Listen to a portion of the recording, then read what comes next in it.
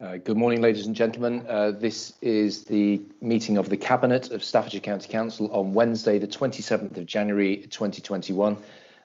We are about to start our Cabinet meeting in a couple of minutes. I'll be back with you shortly.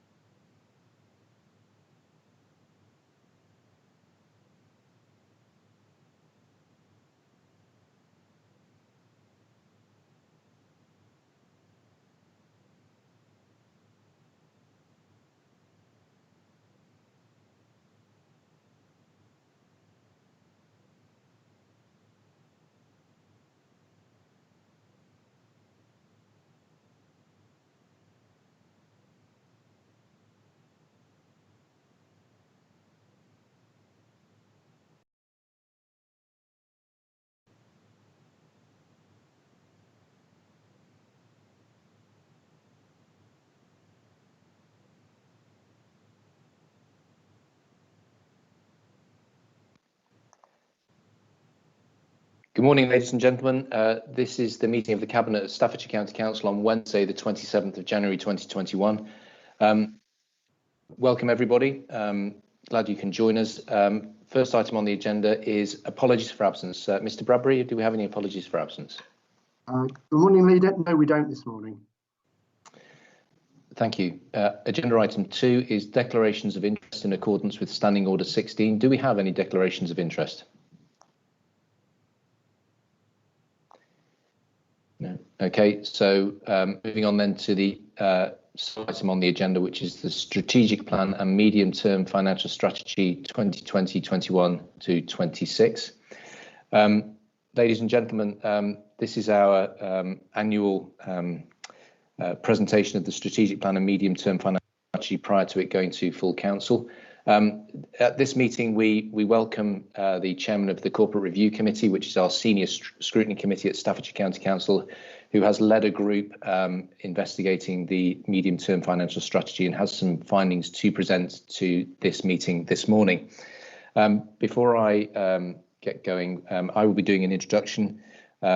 Councillor Sutherland will be then doing his components of the presentation, and then I'll be bringing in Councillor Colin Greatrex, who is the chairman of Corporate Review, to present the findings of his medium-term financial strategy investigations, and then we move forward to debate. So that's how I intend to conduct this meeting. So starting off then, as Staffordshire works to recover from the effects of the pandemic, this council is directing all of its resources to help people and businesses to get moving again. In the year ahead, we will be listening to Staffordshire people to act on the issues that matter most to them, while continuing to invest time and money in those things in our communities that support people to help themselves and one another.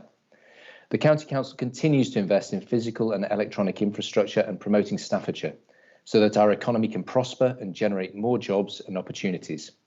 This investment will also ensure growing communities have everything they need, including school places, transport links and superfast broadband connections.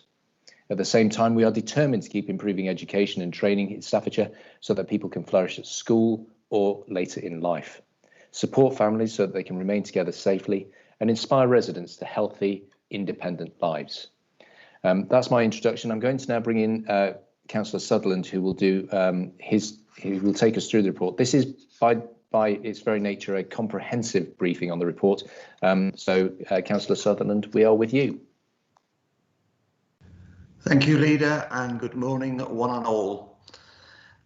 Today, we are recommending the Strategic Plan and Medium-Term Financial Strategy and Draft Budget for 2021 through to 2026. And this will be presented to full council on February the 11th. This report builds on the last report that I brought to Cabinet on January the 7th. So, starting with the Strategic Plan, this sets out our ambitions and priorities over the years ahead. It outlines what we want to achieve and how we intend to do it.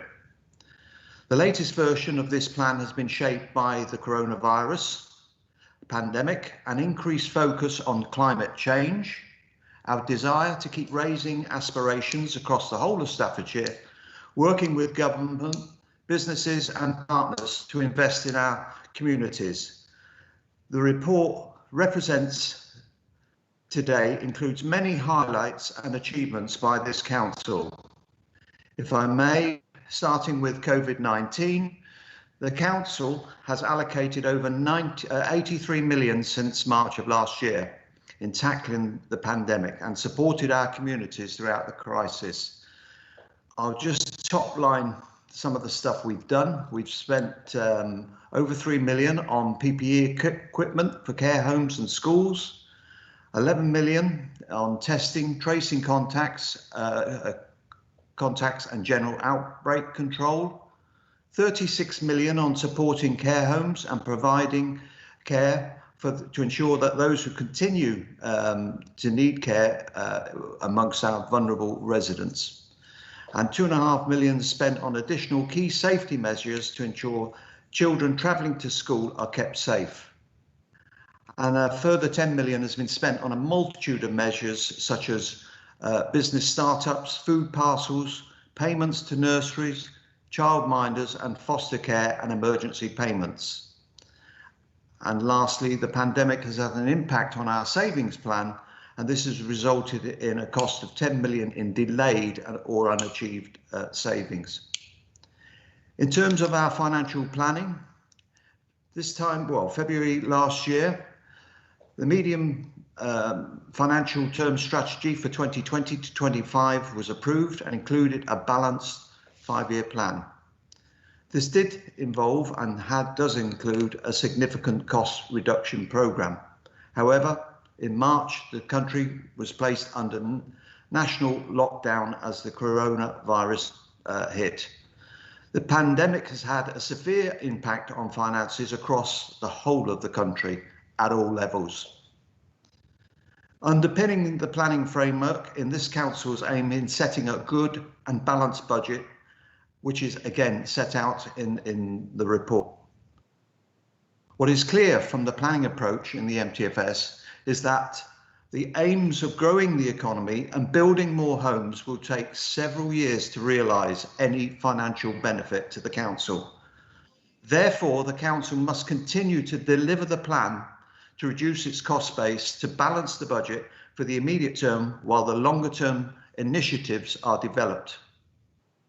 In addition, the short-term plan includes a range of activities aimed at lobbying government to ensure care pressures are met and grant reductions are slowed. This is essential to give the council the time needed to transform into the medium term. Moving on to current economic climate. The current economic climate sees that low interest rates and markets around the world have been in turmoil due to lockdowns and reduced economic activity across the globe. Inflation is well below the Treasury target of 2%. Currently, the consumer price index is at 0.6%.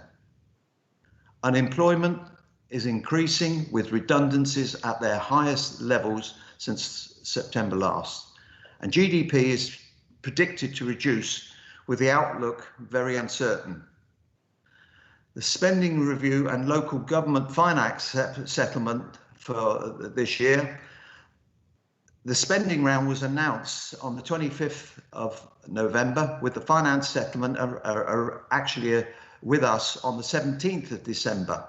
Disappointingly, but understandably, it covers for the next 12 months only.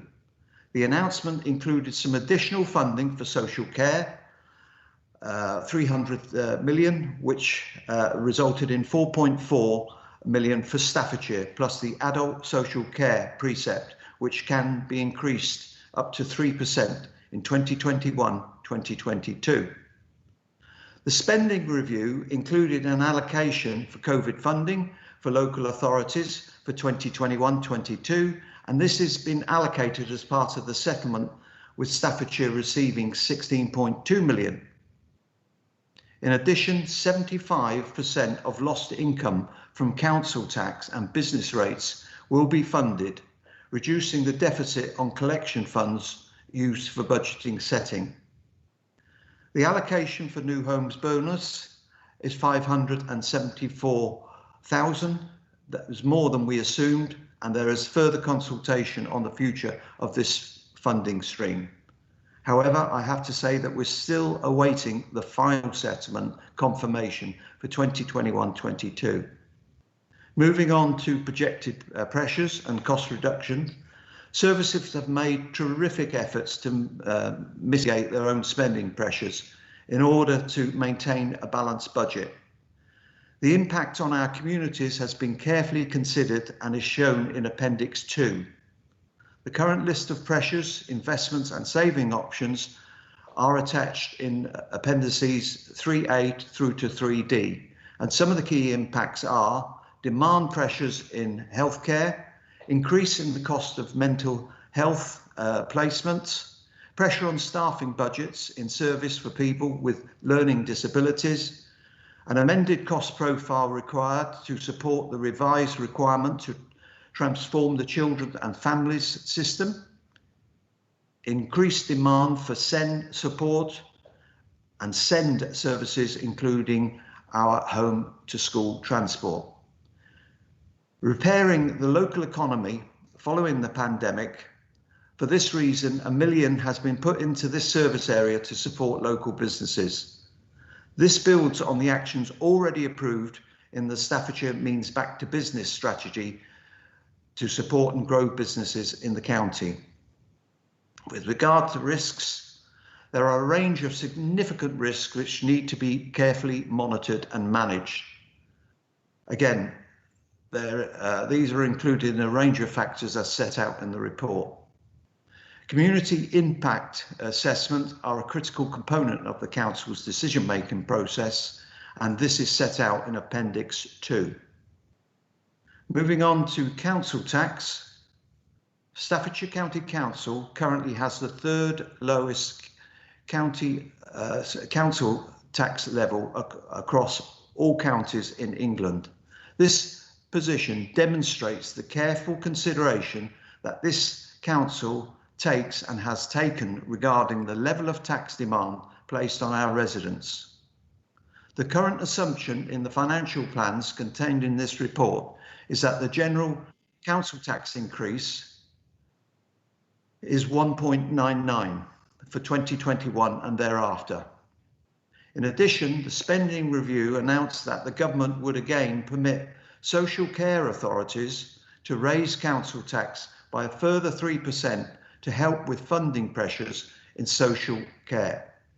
This additional increase is also included in the financial report and is assumed further years at an increase of 2%. Moving to our review of reserves and balances, we have reviewed the earmark reserves and positions we hold to make sure they are still required and that they are adequate. As part of reducing the formal accounts for the council for 2019-20, earmark reserves were reviewed. Excluding those reserved earmarked for schools, there is a total of 89 million of earmarked reserves which are deemed to be fit for purpose for matters such as insurance claim and capital investment. Subject to not requiring any use of the current year, general balances are forecast to be 45 million at the beginning of 2021-2022. The risk assessment undertaken on balance suggests that the council should start planning to increase this level a little more, mainly as a consequence to the uncertainty around the pandemic and of course Brexit. Capital programme and investment strategy.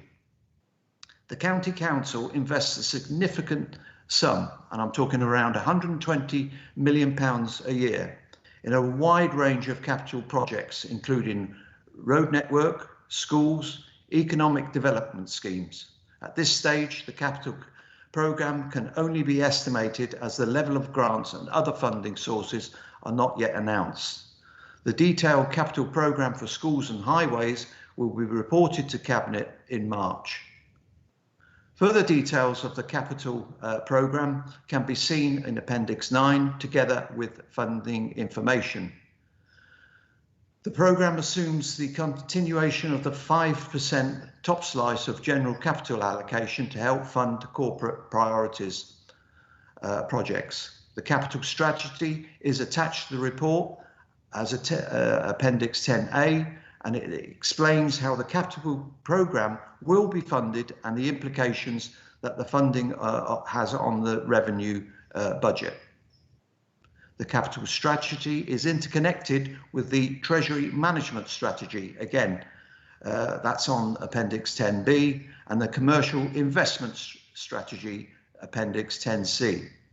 All three strategies show how the County Council's investments, whether in services or in a commercial venture, can be funded and what the implications are for the funding. In addition, the County Council produces a financial health indicator to ensure members of the Council is on track to deliver its financial strategy. The indicator is attached on Appendix 11, and performance against these will be monitored and reported ongoing throughout the year. So in summary of the medium-term financial strategy, in February 2020, a balanced budget was reported with headroom in future years. Since then, the pandemic has had impact across all services, and its impact will be continued to be felt for a number of years to come. The latest position for 2021-2022 is a balanced one, but there remain significant budget gaps in years 2 and 3 of the period. These gaps reflect the level of financial uncertainty in the future and reflect the longer-term impact of the pandemic. The spending review expected in 2021 will hopefully cover a longer period of time and will therefore provide some financial certainty for the MTFS going forward, and it is hoped will help to close the gap in future years. It is proposed that further cost reductions and one-off resources are used to balance the budget in 2022, 2023, 2024 until the government provides more clarity on future funding. In terms of scrutiny review, the scrutiny has been undertaken on the MTFS results for the MTFS exercise by the Corporate Review Committee. As in previous years, this committee has established a working group specifically to scrutinise the financial plans. The recommendations of this committee will be tabled at this meeting alongside a response to them. Consultation. As in previous years, consultation on the overall budget will be required with trade unions, and a meeting with local business ratepayers has already been taken place. In addition, savings options will require specific consultation as necessary to deliver the changes proposed. So, in conclusion, the long-term vision of the Council is clearly set out in the strategic plan. Members of the Cabinet are not prepared to do things which undermine the medium, long-term view, which is essential to ensure sustainability as an authority. The financial gap facing this Council is caused by circumstances beyond its control, including the economic impact of the pandemic, significant reductions in funding over time, and increased demand for services. In the next year, our priorities remain to create the conditions for the economy in Staffordshire to grow and create more better paid jobs. Support the construction of more homes for Staffordshire families, improve education and skills provision in our schools, colleges and universities. Focus on a joined-up approach to health, care and well-being. Ensure children and families have a network of support to help manage their own problems and remain safe and well. We await the government's response to the financial challenges facing good and well-run councils across the country and the consequences if extra additional funding is not forthcoming. Before I finally move to the recommendations of this report, I would like to pay tribute and my thanks to our officers and members of both the MTFS Working Group and the Corporate Review Committee for their input, their challenge throughout this whole process, and finally Rob Salmons and his team who have worked tirelessly over the year with their financial support to ensure that the strategic direction we have set ourselves remains on track. Moving to the recommendations, we move the recommendation that Council approve all of the recommendations set out in the report, which includes, for example, authorising the leader of the Council and the Chief Executive to finalise the details of the strategic plan 2021-22 prior to final publication. Note the comments of the County Treasurer and the adequacy of reserves and robustness of the budget, and that the County Council will be asked to take note of these comments when considering the budget and council tax. Consider the comments and recommendations of the Corporate Review Committee. A net revenue budget of 530.296 million for 2021-2022. A contingency provision of £5 million for 2021-22, a net contribution from reserves and general balances of 6.255 million for 2021-22, leading to a budget requirement of 529.245 million for 2021. A council tax requirement of 388.15 million for 2021, which results in a council tax at band D of £1,360.62 for 2021-22, which is an increase of 4.99 when compared to 2021. And finally, the capital and minimum revenue provision strategy, the Treasury Management Strategy and the Commercial Investment Strategy for 2021 through to 2022. Leader, that concludes my introduction to the strategic plan and medium-term financial strategy. Thank you. Thank you very much indeed, Councillor Sutherland. I'd now like to bring in County Councillor Colin Greatorex, who is the Chairman of the Corporate Review Committee. Councillor Greatorex, before you get started, I'd like to thank you for the work that your committee has done, your subcommittee.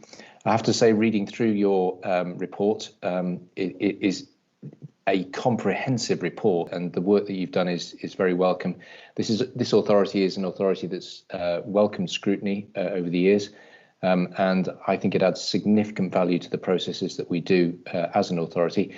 So, Councillor Greatorex, what I'd like you to do, please, is to introduce your report, take us through it, and then we can have a discussion, because it is incumbent upon Cabinet to listen to what you've got to say and then respond to the comments that you have raised as part of your investigations. Councillor Greatorex, we're with you. Okay, thank you. And in case I forget, I'll do the same thanks that Councillor Sutherland has just given to the finance team with Rob Salmon, and also the member and Democratic Legal Department who've helped out making the report so comprehensive.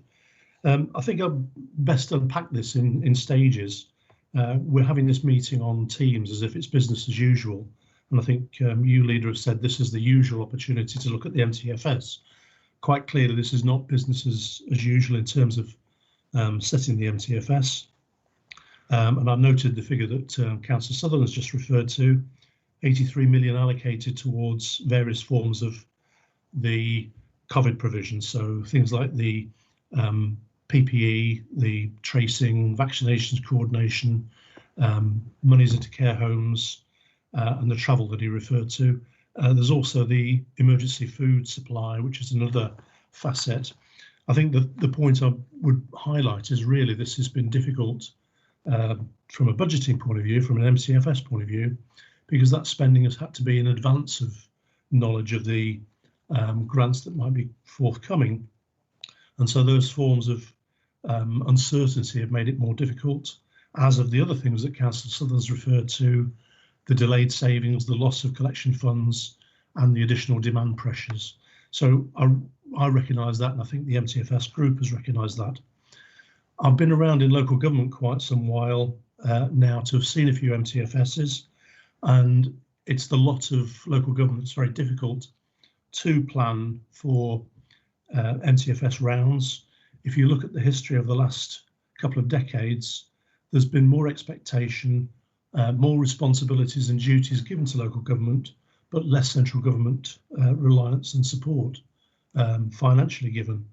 Now, if you couple that with the fact that the uncertainty I've referred to is like nothing ever before. When you look at previous things that we've been uncertain about, for instance, Brexit and Y2K, which I was likened to be the biggest uncertainty that we could have possibly faced.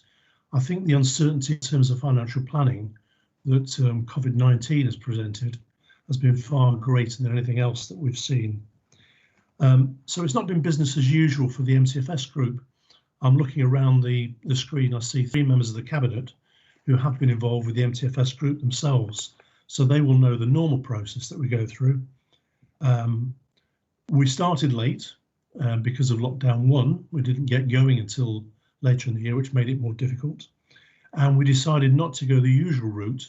I mean, generally the process has been to speak to those Cabinet members who've got the biggest spend, or the widest exposure, or else look at particular areas. So we've looked at things like greatest risks, such as adult social care, or the greatest opportunities, such as the digital agenda.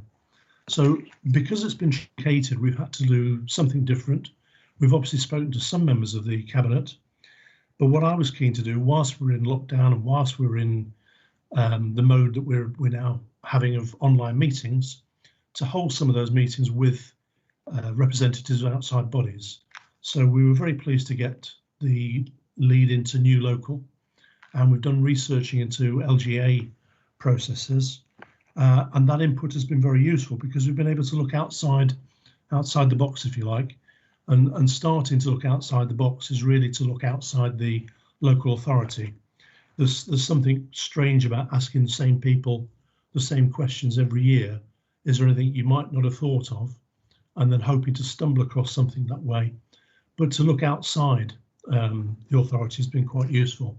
And I've been quite pleased to see that when we have had New Local or external input, there have been members of the Cabinet who've been able to participate in those meetings of the Corporate Review Committee and hopefully benefited from some of that input. So if I can just give you a few examples of what we've had quoted to us from outside as examples of what I think Staffordshire County Council's Cabinet might want to look at. For instance, we've been given the example of Wigan Council as a frontline approach and giving autonomy to those people in social care to decide a lot more for themselves rather than having a bureaucratic back arrangement. And obviously they've got all of the legal requirements required to make that possible. We've been quoted Gateshead as a best practice authority who've looked at an early indication signal, things like looking at families that aren't being able to pay their council tax for the first time as early indications that they might be what's been called trouble families, and early indications of potential social care cost to nip that in the bud at an early stage. And there's also guidance we've been given about Bristol, who've given tablet devices to a lot of their online field staff so that when they're out and about, they can see things for themselves and report things for themselves. So they're just examples of how we've gone about the process. And I'll get into detail of where we've actually made recommendations and comments on the process. Now, it's quite perverse in some respects that we've produced a report with recommendations, and I've already seen some of the Cabinet responses which have been put into writing. So if you don't mind, I'll not only comment on our recommendations, but also comment on some of the responses that I've seen. So first wide comment is about the Council working more collaboratively with other authorities looking at strengths and building capacity. The response that we've got on the table is the Cabinet recognises the importance of working with parish councils. It's not just parish councils.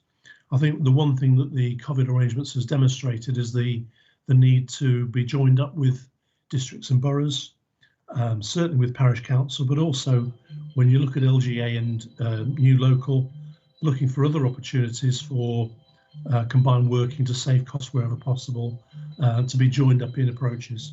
And I think the latest tracing has been an example of that.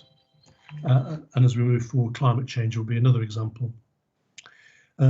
We've identified that all members need to be on board and regularly and comprehensively updated. The response that we've got on the table is to say that Cabinet receive full reports. Well, I think, to be honest, the Cabinet having reports is missing the point. It's the comment we're making here is about all members. And I particularly feel that there's an opportunity to involve members more strongly so that they all take an interest in their own community. I've particularly benefited from a group that I've been involved in with Councillor Susan Woodward, which was with a local Lichfield district voluntary sector.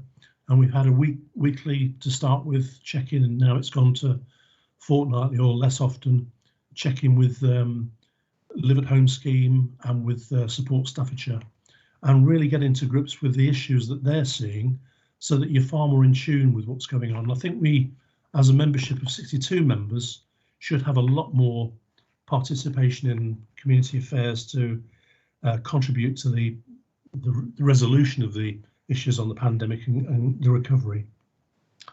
We've made an observation about bolstering the recovery and looking at growth industries. And I note the County Council has already introduced an initiative to retrain residents for growth industries. What I would suggest is, again, have you looked at the best practice elsewhere? And again, it's an observation.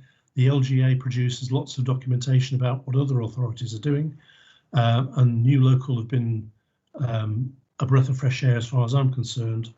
Has best practice been considered? We've mentioned about culture change and giving frontline staff more risk-taking ability. And again, I've referred to best practice elsewhere. There's a reference to integrating the culture, which I think is all part of what I've been saying earlier.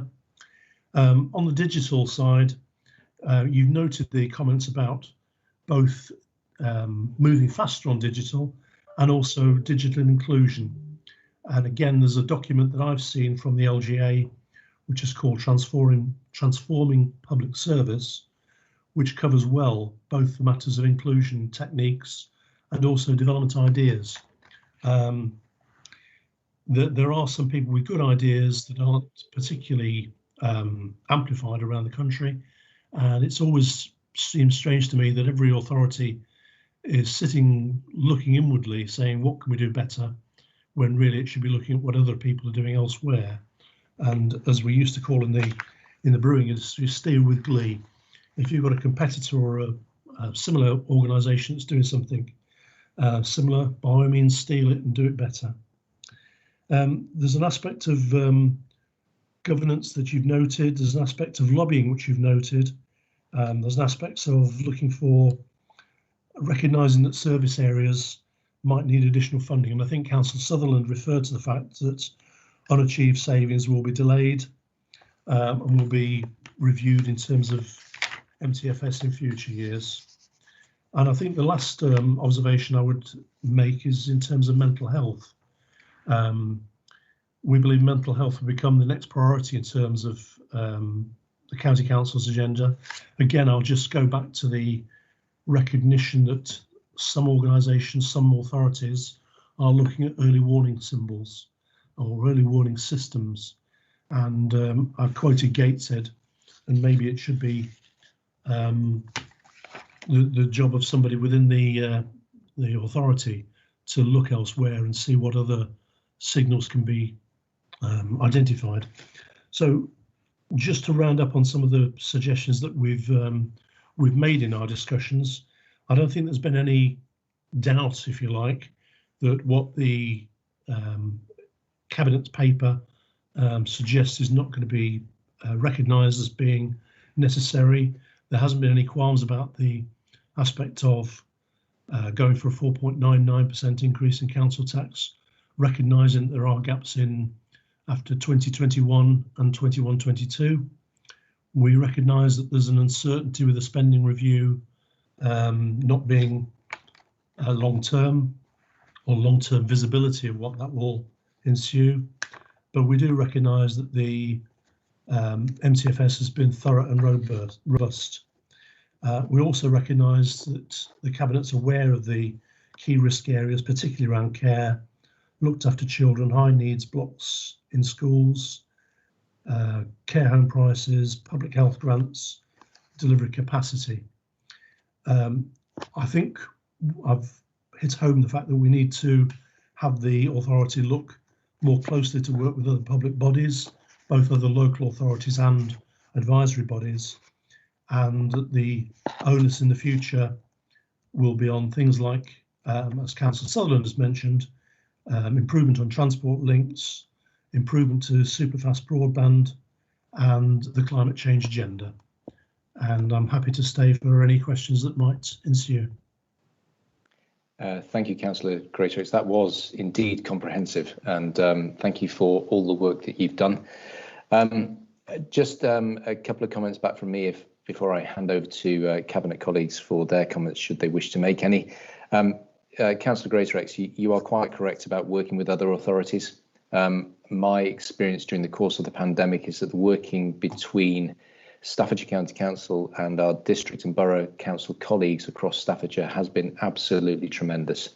The energy and effort that district and borough colleagues have put into responding to the pandemic, thinking about getting grants out to businesses, helping communities to get organised, to making sure that the waste gets collected and ensuring there's a robust service there so people can be reassured that just basic services are working, through to environmental health officers who are leading the charge on the front line of making sure that establishments are COVID secure. We couldn't have done it without them. And as I say to my colleagues as leaders of the district and borough councils across Staffordshire on a regular basis, I thank them for the effort they make. You're correct to identify that, and thank you for pointing it out. The work of parish councils, of course, is something we want to continue to push forward with.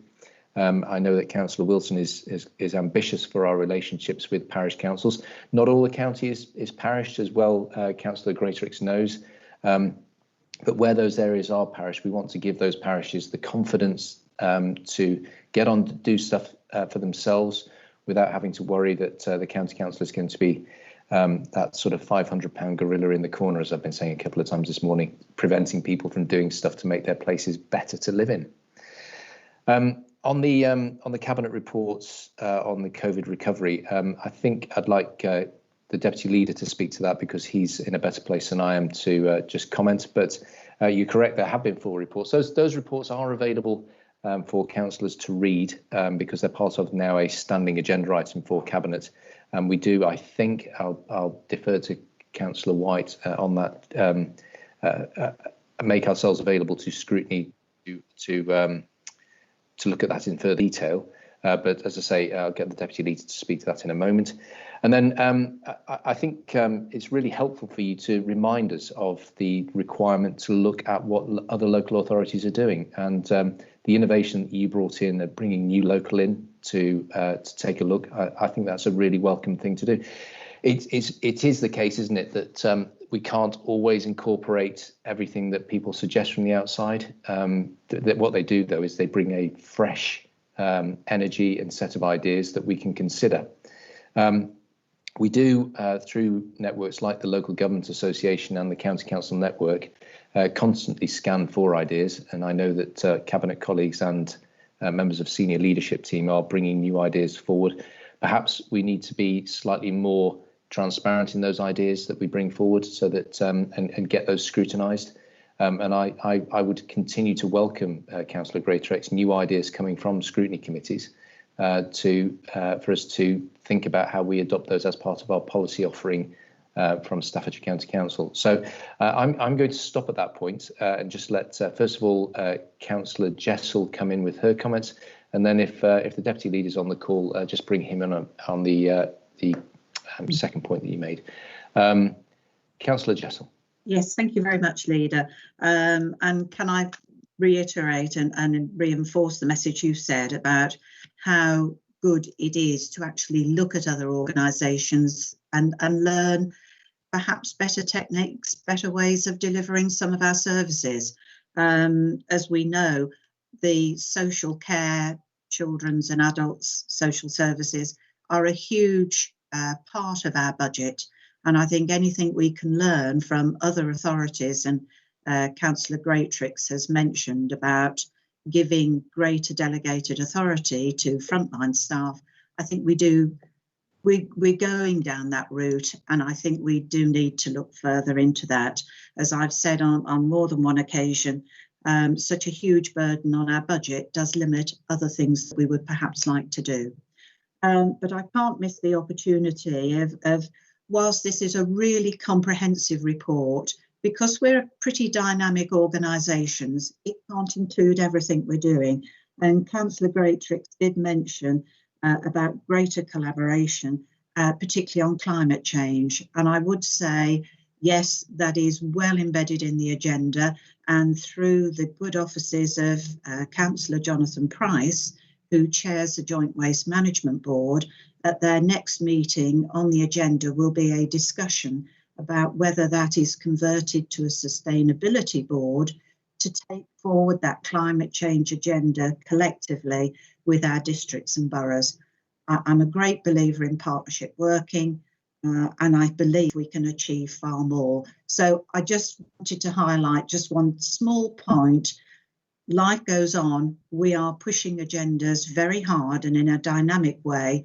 Unfortunately, we would have a what is already an extremely meaty report would be an absolute tome if we included everything. But I wanted to say, Councillor Greatrix, to give you some assurance that actually there's a lot more going on.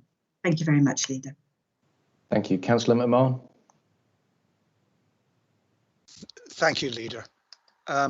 Councillor Greatrix, I thought that was an excellent review, and I'm very grateful for it. I just want to touch on a couple of things. The first is your comment about Wigan and social care and the benefits of being less bureaucratic.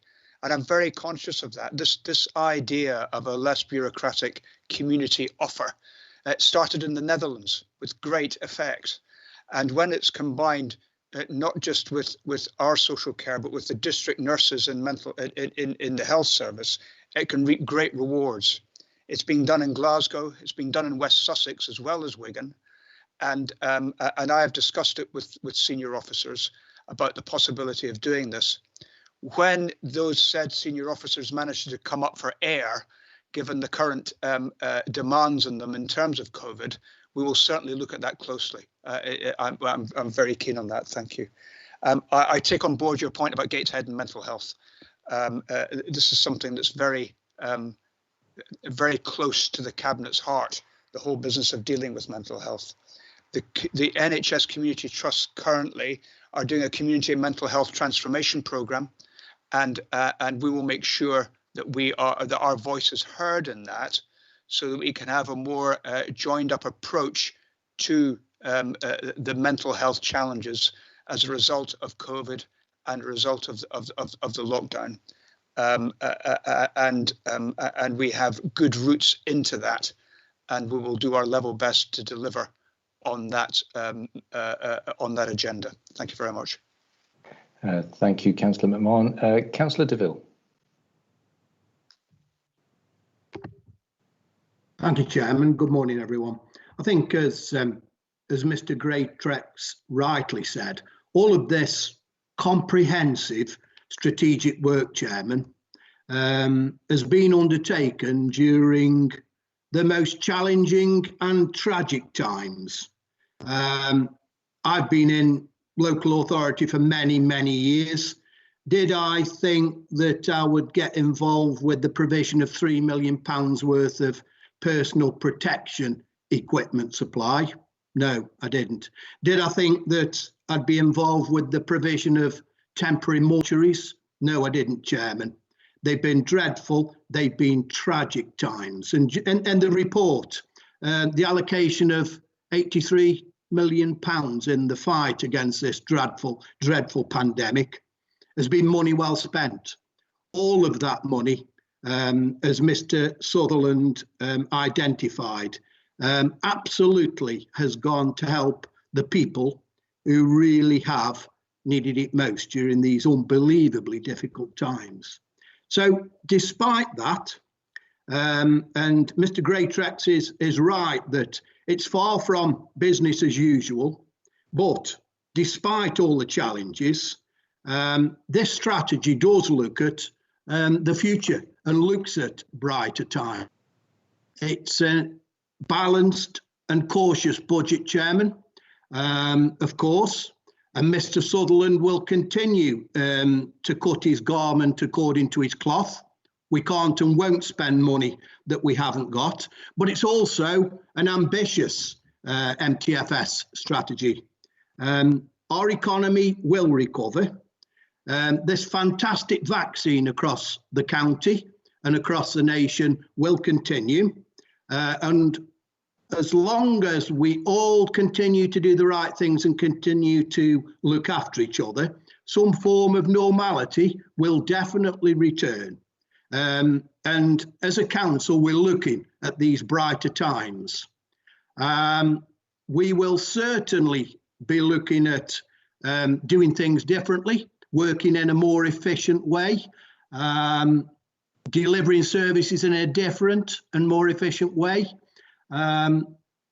Certainly looking at bureaucracy and looking at that can-do attitude that we've seen over the last 12 months, you know, continuing that. Staffordshire is a can-do county. It's what we do, and we'll continue to do that. And if I can just refer, Chairman, to very briefly to paragraph 8, we are actively helping to create the right conditions for residents and businesses to strive and thrive and succeed.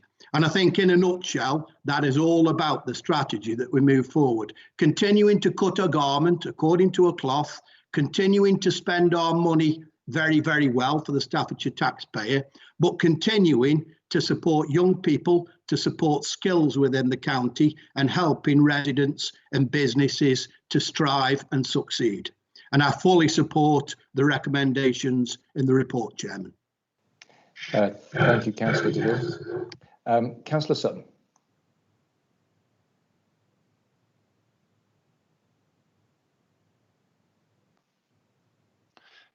Just thank you, Leader.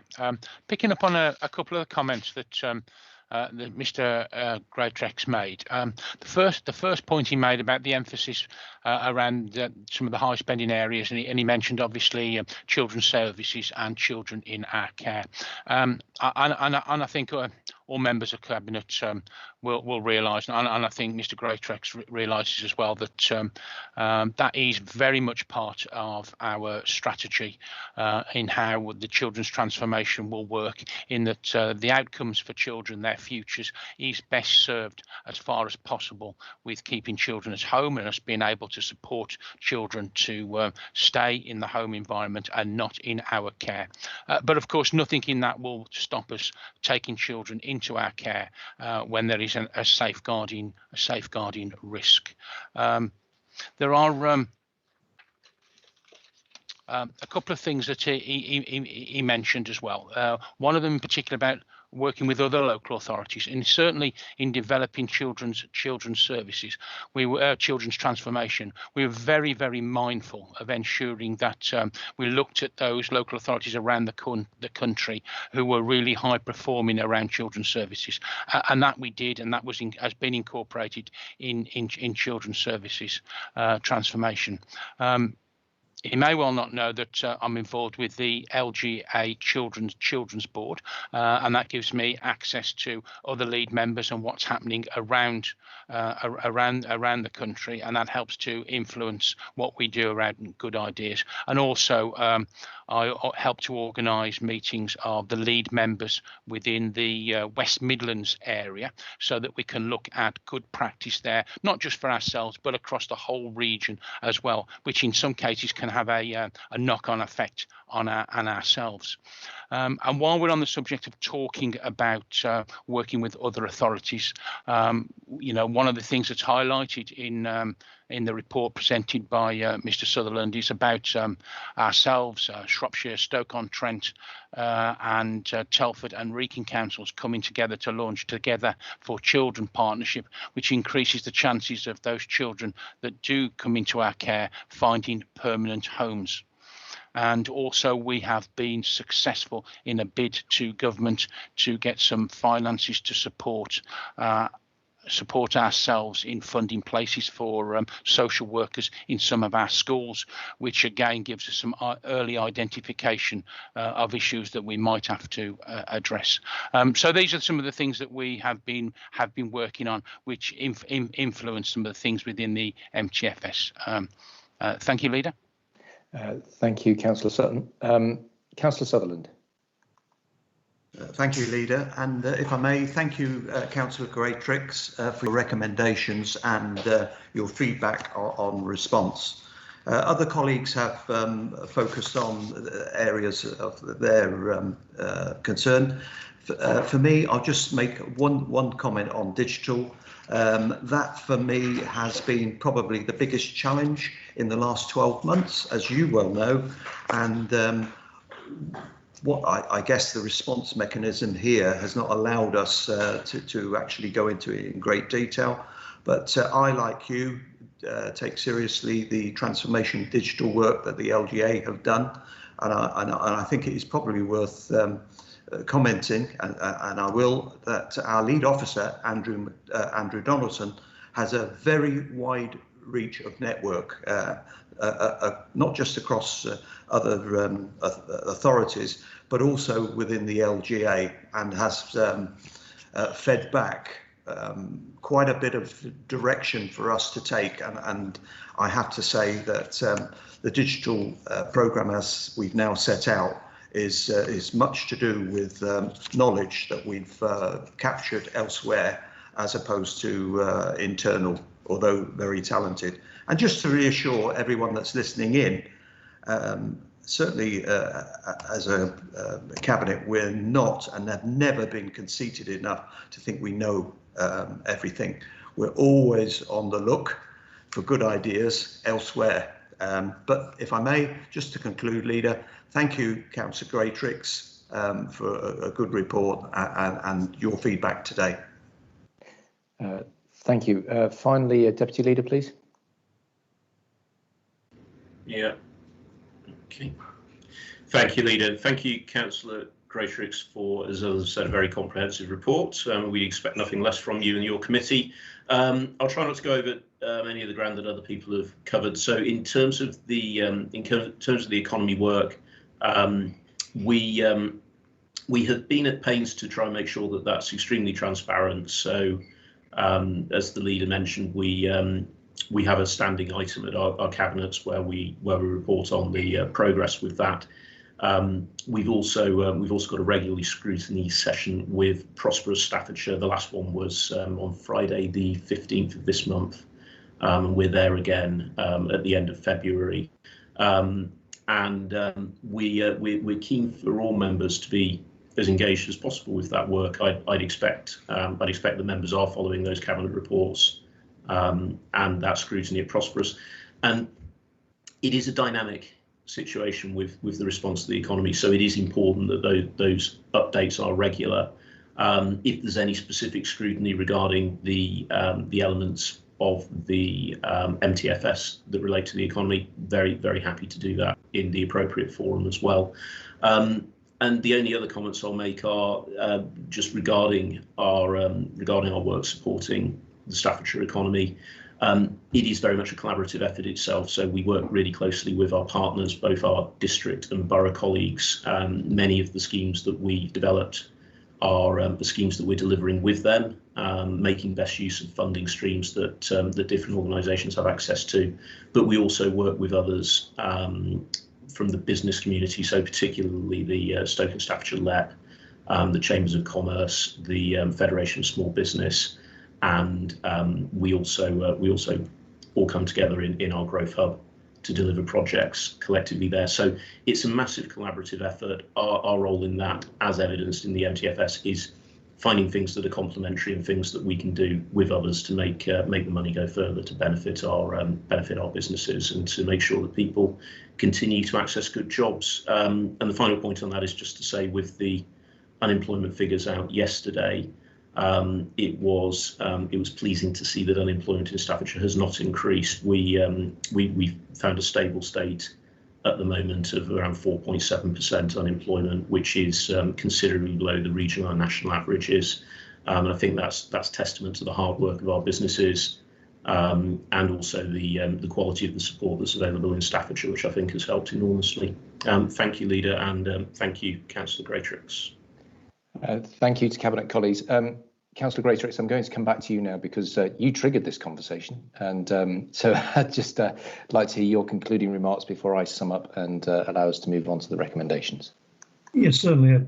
I welcome the responses that I've had, yours in particular about the working with other local authorities and being open to new ideas. I think that's good to hear. I certainly welcome the recognition from Councillor McMahon about knowing of Wigan and wanting to be interested in what Gateshead have had to offer, and looking elsewhere like Glasgow and West Sussex. Comments about combined efforts with Telford and Wrekin and Stoke, I think it's all well and good that local authorities do work together. Yes, I understand on the digital that there is knowledge from elsewhere, as Councillor Sutherland has referred to, and Councillor White's comment about the economy and it being a standard item. The one thing I would want to come back about something that was in the recommendations is the member involvement. I think Councillor White's comments refer to one aspect of it. It's important that all members are regularly and comprehensively updated. I don't think there's any doubt that there's a lot of information about COVID that's available to members, but it's the second part really, which is their role in engaging proactively with the process. And I would suggest that as part of collaborative working, maybe there's an opportunity missed with some members that haven't got a great deal of exposure to their local district, borough and voluntary sector connections, that they don't have the opportunity to get involved. And I would suggest that that's maybe something that the Cabinet, through maybe Councillor Wilson, looks at to further the benefit of members getting involved with their local support groups. Well, thank you very much indeed, Councillor Greatrix. You've added value with your attendance, and that is very much appreciated. I just want to, before we wrap up, is just draw us back to the comments made by Councillor Deville, which I think were illustrative of the standards we set ourselves, the expectations we have of ourselves for delivering great value services across Staffordshire. We have worked hard as an administration over the past 11.5 years to make sure that we deliver value for money for our residents. And I think this MTFS is illustrative of the fact that we continue to strive to do so. And that is despite the challenges that we faced through the pandemic. We are looking forward to the future, making sure that we are setting a course for economic recovery, putting in place the tools that we need to give people the skills that they have to have in order to get us going again once this COVID pandemic is under control and people are living lives more normally in the future. Budget setting is always a tremendously serious process, and we make sure that we give it all our attention. We make sure that our scrutiny committees look at every aspect of what we're doing, so we can come to a set of conclusions which are fair and reasonable and reflect the circumstances that we find ourselves in. So, ladies and gentlemen, you have heard the recommendations read to you by Councillor Sutherland. I'm not intending to read those again. They are comprehensive and contained within the report. I'm now going to move to the vote. All those in favour, say aye. Aye. Aye. Aye. Aye.